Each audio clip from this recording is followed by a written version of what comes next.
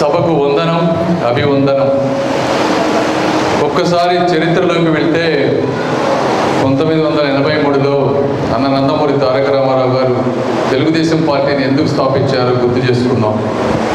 బడుగు బలహీన వర్గాల ప్రజల చెమట చుక్కలని తుడవటానికి ఆ రోజు తెలుగుదేశం పార్టీ పుట్టింది. తరతరాలుగా అడగదొక్కబడుతున్నటువంటి వర్గాల తెగల కన్నీళ్లు తుడవటానికి ఆ రోజు తెలుగుదేశం పార్టీ పుట్టింది. 100 ఏళ్లుగా సమాజ అభివృద్ధిలో కేవలం పల్లకి మాత్రమే మోస్తున్నటువంటి బోయలకు అండగా ఉండటానికి ఆ రోజు తెలుగుదేశం పార్టీ పుట్టింది. అదేవిధంగా ఆ తర్వాత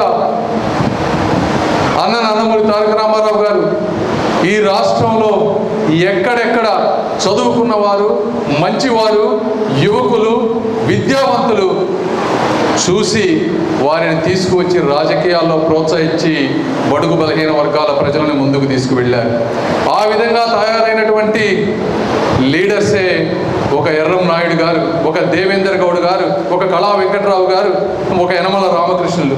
మరి దేవేంద్ర గౌడ్ గారు తెలంగాణలో ఒక రాజకీయ పార్టీ స్థాపించేటువంటి ఆత్మస్థైర్యాన్ని, ఒక ఎక్స్పీరియన్స్ని ఇచ్చిన పార్టీ తెలుగుదేశం పార్టీ అని నేను గర్వంగా తెలియజేసుకుంటా ఉన్నాను. మరి ఈరోజు జగన్మోహన్ రెడ్డి గారిని అడుగుతా ఉన్నాను, మీరు ఒక్కళ్ళనైనా ఒక నేషనల్ లీడర్గా ఏమన్నా చేశారా అని అడుగుతా ఉన్నా. ఆయన అంటున్నారు ఈ రోజున మేము కొత్తగా తీసుకొచ్చారు ఈ కులాల కురుక్షేత్రాన్ని. ఎందుకంటే అనాదిగా వస్తున్న ఆచారం ఏమిటి అంటే, ఒక ప్రాంతంలో ఒక కులానికి సంబంధించిన వ్యక్తులు అత్యధికంగా ఉన్నప్పుడు 2 పార్టీల వాళ్ళనే ప్రోత్సహిస్తారు. ఎందుకంటే వాళ్ళలో ఎవరు బలమైన వాళ్ళు, మంచి వాళ్ళు అయితే ప్రజలు ఎన్నుకుంటారని. కొత్తగా ఆయన వేరే సంస్కృతిని తీసుకొచ్చారు. రాయలసీమలో జనరల్గా రెడ్డి సోదరులు ఎక్కువ ఉంటే అక్కడ 2 పార్టీల్లోనూ రెడ్డి సోదరులు ఎక్కువ ఉండేవాళ్ళు. అదేవిధంగా అక్కడ 50% బీసీలు ఉంటే ఆయన 40 నుంచి 45 సీట్లు, అంటే 50 సీట్లు 52 ఉంటే 40 సీట్లు కేవలం ఒకే వర్గానికి ఇచ్చి, ఇక్కడికి వచ్చేటప్పటికి వేరే ప్రాంతాల్లో ఉన్నటువంటి సామాజిక వర్గాలకి ఎదురుగా కావాలని 2-3 ఎక్స్ట్రా ఎమ్మెల్యే సీట్లు, ఎంపీ సీట్లు ఇచ్చి ఆయన ఏదో త్యాగం చేస్తున్నట్టు చెప్తా ఉన్నారు. నేను అడుగుతా ఉన్నాను, దాదాపుగా 1100 నామినేటెడ్ పోస్టులు ఉన్నాయి.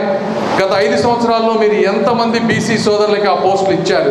50 నుంచి 60% పోస్టులు ఒకే సామాజిక వర్గానికి మీరు ఇచ్చారా లేదా అని అడుగుతా ఉన్నా. అదేవిధంగా 16 యూనివర్సిటీలు ఉంటే ఒకే ఒక యూనివర్సిటీకి ఒక బీసీ సోదరుని వైస్ ఛాన్సలర్గా చేశారు. మిగిలిన 15 ఎవరికి ఇచ్చారు మీరు అని నేను అడుగుతా ఉన్నాను ఈ రోజున. కాబట్టి పోనీ అవి చేయలేదు, మీరేమంటున్నారు? వీళ్ళందరికీ న్యాయం చేశారంటున్నారు. ఏ విధంగా న్యాయం చేశారు?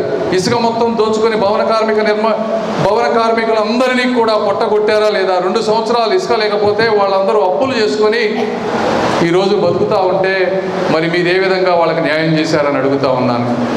ఇలా మరి సంక్షేమం ఇప్పుడే చూసి వస్తూ ఉన్నాం. టిడ్కో ఇళ్ళు దాదాపుగా 1000 ఇళ్ళు పూర్తిగా అయిపోయిన ఇళ్లను కూడా కేవలం ఒక వ్యక్తికి కీర్తి వస్తుందని ఒకే ఒక కారణంతో నెలకి 5,000 రూపాయలు అద్దె కట్టుకునే విధంగా వేరే వాళ్ళకి చేసి సంవత్సరానికి 60,000, 5 సంవత్సరాలకి దాదాపుగా 4 లక్షల రూపాయలు నష్టపోయే విధంగా ఆ టిడ్కో ఇళ్ళకి డబ్బులు పే చేసిన వాళ్ళకి ఈరోజు అన్యాయం చేశారు.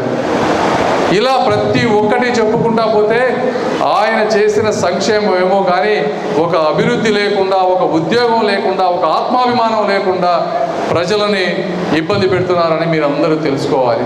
మరి మా విషయానికి వస్తే చంద్రబాబు నాయుడు గారు, ఎందుకంటే బీసీలు కానీ ఇంకొకరు కానీ వాళ్ళ కాళ్ళ మీద వాళ్ళు నిలబడి ఒక ఆత్మాభిమానంతో సంపాదించుకుంటే వాళ్ళు పేదరికం నుంచి బయటకు పడతారనేటువంటి ఒక ఉదాహరణతోటి ఆ రోజు ఆదరణ పథకాన్ని తీసుకువచ్చారు.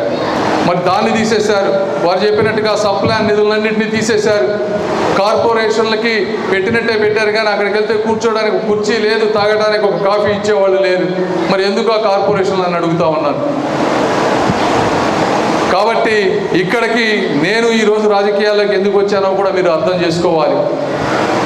నాకు దేవుడు 2-3 తరాలకు సరిపోయేటువంటి సంతృప్తి జీవితాన్ని ఆల్రెడీ ఇచ్చాడు. నాకు వేరే కోరికలు ఏమీ లేవు. మీకు ఒక్కడే చెప్తున్నాను, 1 రూపాయి కూడా అవినీతి చేయని, అవసరమైతే నా సొంత డబ్బులు ఖర్చు పెడతాను తప్పించి. నేను ఎందుకు వచ్చాను అంటే కేవలం నేను ఒక్కడిని బాగుంటే సరిపోదు, నన్ను ఇక్కడ పుట్టి పోషించినటువంటి, నన్ను పెంచి పోషించినటువంటి నా ప్రజలు కన్నీళ్లుతో ఉంటే చూడలేక నేను ఈరోజు వచ్చాను తప్పించి నాకు వేరే ఏ స్వార్థము లేదన్నది మీ అందరికీ తెలియజేసుకుంటా ఉన్నాను. అదేవిధంగా ఈరోజు ఆలపాటి రాజా గారి గురించి ఒక్క మాట చెప్పాలి. ఆయన గత 5-10 సంవత్సరాలుగా చాలా కష్టపడ్డ మాట వాస్తవం. మీ అందరికీ ఎంతో బంధం ఉంది వారితోటి. అయితే రాష్ట్ర విస్తృత ప్రయోజనాల దృష్ట్యా చంద్రబాబు నాయుడు గారు కానీ, పవన్ కళ్యాణ్ గారు కానీ మరి ఇక్కడ జనసేనకి సీట్ ఇవ్వాల్సి వచ్చింది. బాధాకరమే అయినప్పటికీ ఈ రాష్ట్రం ఇప్పుడు కనుక బాగుపడకపోతే దీన్ని ఎవరు బాగు చేయలేరు. 5 సంవత్సరాలు అధికారం ఇచ్చినందుకే 50 సంవత్సరాలు వెనక్కి తీసుకువెళ్ళిపోయారు. కాబట్టి మీరు అందరూ అర్థం చేసుకొని రాజా గారికి, మనోహర్ గారు, నేను అండగా ఉంటాం. రేపు అధికారంలో వచ్చిన తర్వాత ఏమి చేయాలో, ఎంతవరకు పుష్ చేయాలో అది చేస్తామని మీ అందరికీ మనస్ఫూర్తిగా తెలియజేసుకుంటా ఉన్నాం. కాబట్టి మా ఇద్దరిని మీరు అఖండ మెజారిటీతో గెలిపించండి. మీ రుణం ఎప్పుడు తీర్చుకుందామా అనే భావంతో ఎల్లవేళ మీకు పనిచేస్తానని తెలియజేసుకుంటూ సెలవు తీసుకుంటున్నాను. అదేవిధంగా ఈ కార్యక్రమాన్ని మీరు ఆర్గనైజ్ చేసినందుకు నా మనస్ఫూర్తి కృతజ్ఞతలు. Thank you. TDP, BJP, Janasena మిత్రపక్షాల కూటమి తరపున గుంటూరు పార్లమెంట్ సీటుకు పోటీ చేస్తున్న పెమ్మసాని చంద్రశేఖర్ గారికే ఓటు వేద్దాం. మన గుంటూరుని గెలిపించుకుందాం.